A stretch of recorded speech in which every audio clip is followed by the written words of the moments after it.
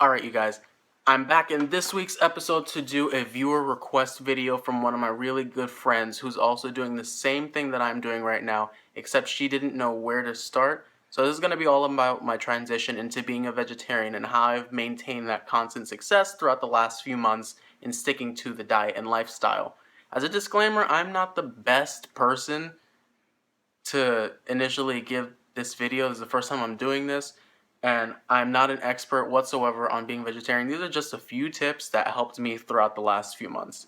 So first things first is supplying your body with the right vitamins it needs that it's not getting from meat anymore, or it's not getting from fish, because I'm a through and through vegetarian. I don't eat fish. I cut everything out. If it swims, flies, and crawls on four legs, wings, and fins, I don't eat it. First things first is what I picked up because I am vitamin D deficient is vitamin D3. That just helps with my skin to keep me nice and healthy and to get that nice Dominican plátano glow. Really hickish for a second. I also use B12 for energy. Just because I'm not getting enough B12 from fish anymore, that energy is slowly decreasing over the last few months, and I've noticed it, so I just picked it up to go boost myself back up again. Another thing that I picked up to increase my healthy nails and hair is folic acid.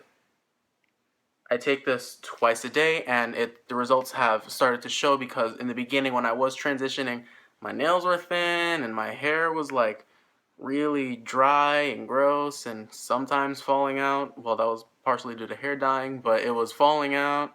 It was really nasty. But the other thing I picked up for heart health was chia seed, which is full of omega-3s. Really good stuff. I get all my stuff from BJ's, so usually when I go to pick up a lot of my vegetarian components, they are usually organic. You don't, by any means, you don't have to eat organic if you don't want to. That just usually comes with the territory.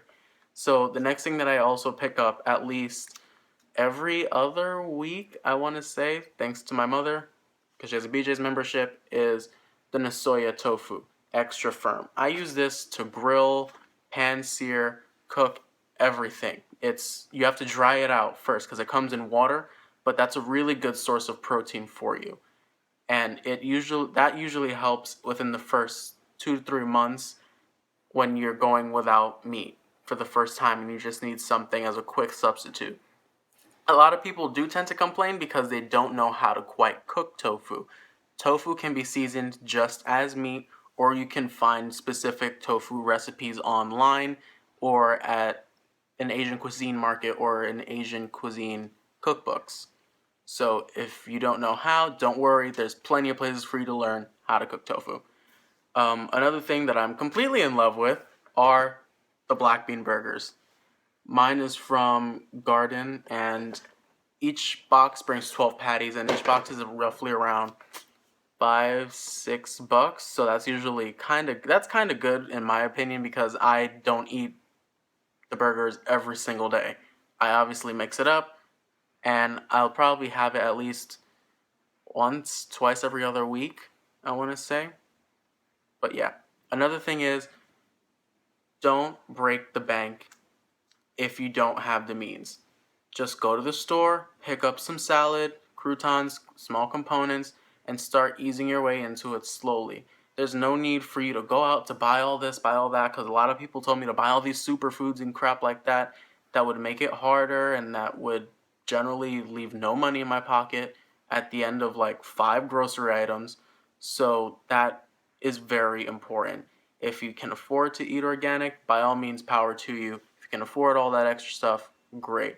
Just don't go like brashly into it, because you will be broke by the end of the month just buying the stuff that you need to eat.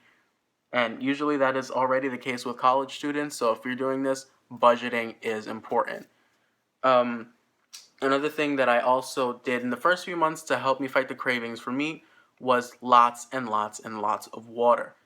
Everywhere I went, I always had a little water bottle with me that I would carry in my bag, or I would just have in hand, because when you're passing by those food trucks, or when you're passing by McDonald's or some crap like that, you're going to want to eat.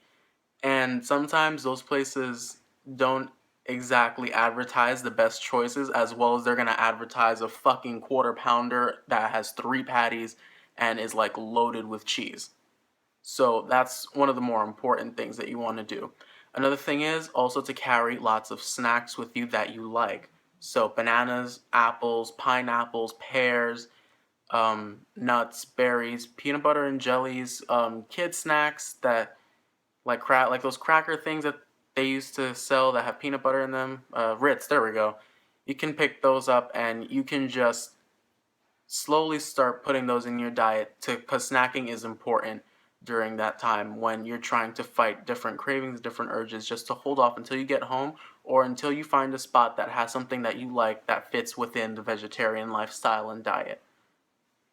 Alright guys, I hope this video was kinda helpful, at least. A lot of the stuff can be picked up at your local grocery store, except for this specific brand of tofu. I haven't found it anywhere else but in BJ's, so if you don't have a BJ's membership, I'm sorry, you're gonna have to look a little bit harder for another place to get your tofu. But this is just the general stuff that I find in any supermarket, again, with the disclaimer of the tofu.